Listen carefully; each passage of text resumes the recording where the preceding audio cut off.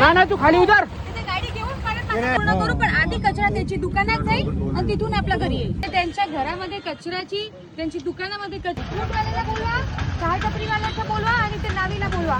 हे बघ, हे समोर आले सगळे.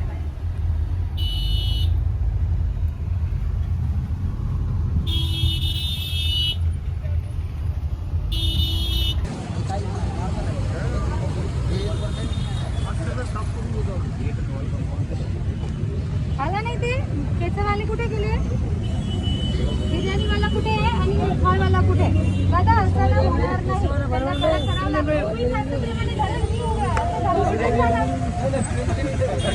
मी आज सगळे साफ करून देतो. दुकानात केस परत द्या आणि घंटा गाडीवाला पाठवा आणि त्याच्याकडून घ्या. आपली जबाबदारी आपण पूर्ण करू, पण आधी कचरा त्याची दुकानात जाईल आणि तिथून आपल्या घरी येईल. ठीक आहे. रिक्षा स्टँड आहे का हे?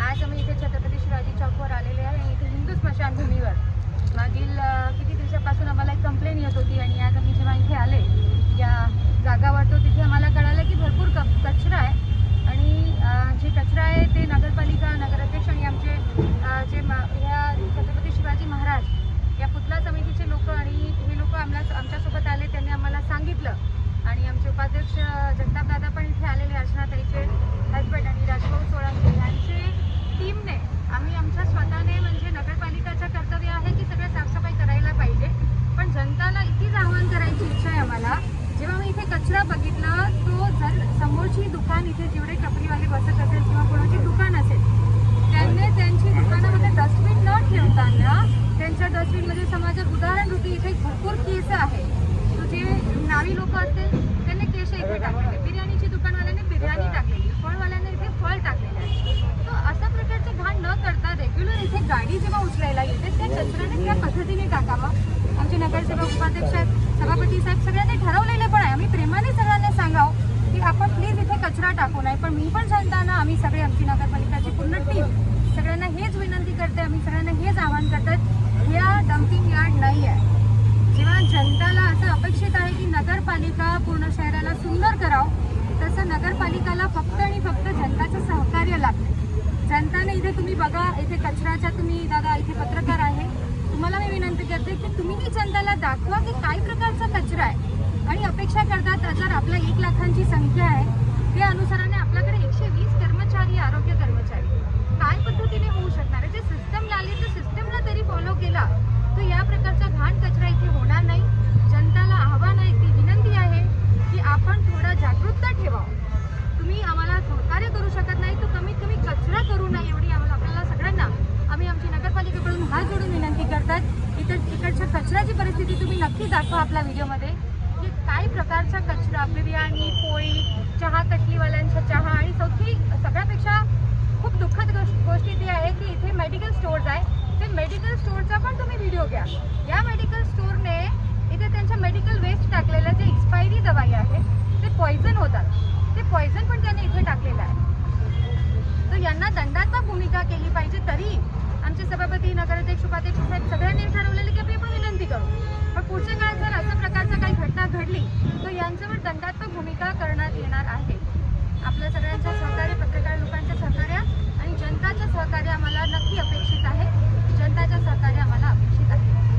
नगराध्यक्ष स्वतः समोर आल्यानंतर विनंती केल्यानंतरच या घटनावर आळा बसत आहे आणि मागच्याही घटनेत लोकांनी सहकार्य केलं.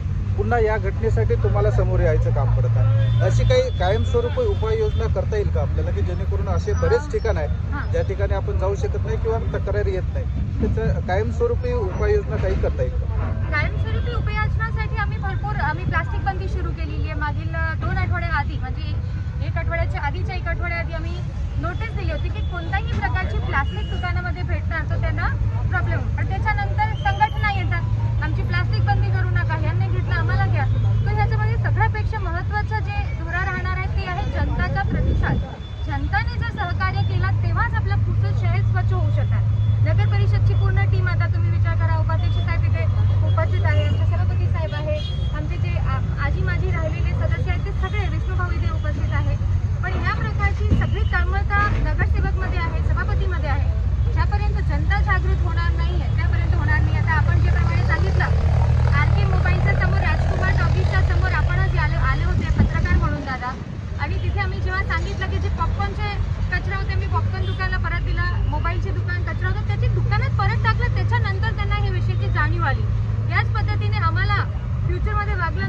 वागणूक करायची गरज नाही पडली पाहिजे. लोकांनी इथे अवेअरनेस केली पाहिजे, कचरा नाही टाकला पाहिजे. त्यांची दुकानात डस्टबिन ठेवावं आणि ते डस्टबिन रेग्युलर प्रमाणे येणारी ट्रक, गाडी, टिपर जे काही नगरपालिकेने सुविधा दिली आहे त्याप्रमाणे करावं.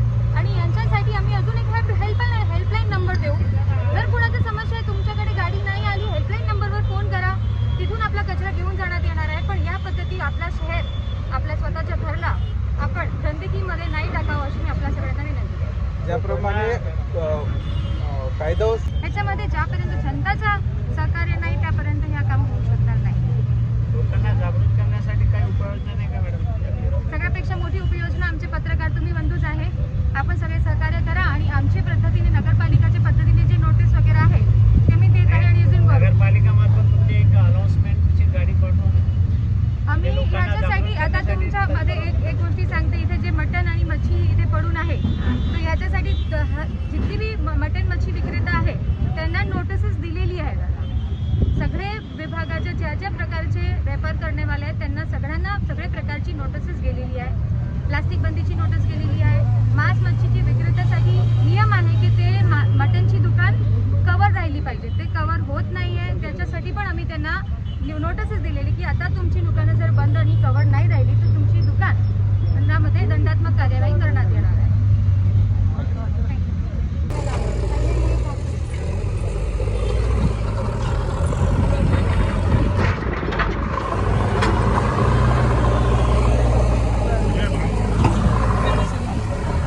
मित्रांनो, तुम्ही बघू शकता आपल्या पुसद येथे जिथे जिथे कचरा आहे तिथे तिथे लक्ष ठेवते. कारण की गलती कोणाची, तर सगळ्याच प्रकारचे कचरा दिसते. मोबाईलवाले दिसते, केसवाले दिसते, नॉनव्हेजवाले दिसते, चहावाले दिसते. जे मला ते लोक कचरा करतात. मेडिसिनवाले सुद्धा इथे दिसते. याच्या मागे आपण कोणाला दोष द्यावं, काय करावं? आता ताईनं सगळी लक्ष दिलेलं आहे. ताईनं स्वतः पाहिलेलं आहे इथं काय चुकी आहे काय नाही. आता उद्यापासून माझ्या मनानं स्ट्रिक्ट रूल पालन होईल किंवा लोक टाकतील नाही टाकतील बघू आपण.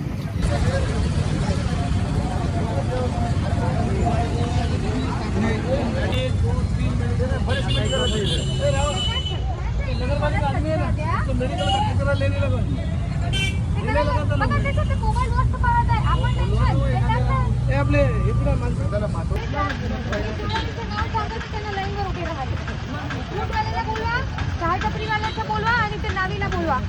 मेडिसिनवाले सुद्धा आहे मॅडम. कुठे मेडिसिन? एक्सपायरचे जे औषधी असतात ना कुठे मेडिसिन इथे हे दिसतं नाही. तर बोला मेडिसिनवाल्याला बोलवा इथे. ते ते त्यांच्या घरामध्ये कचऱ्याची, त्यांची दुकानामध्ये कचऱ्याची डस्टबिन ठेवत नाही, घंटागाडीला देत नाही आणि इथे कचरा टाकतात ते मोबाईलवाला. ते मोबाईल कोणते कंपनीचे मोबाईल कुठे विकतात ते आपल्याला दाखवता येते. ते लोकांना तरी लाज वाटली पाहिजे.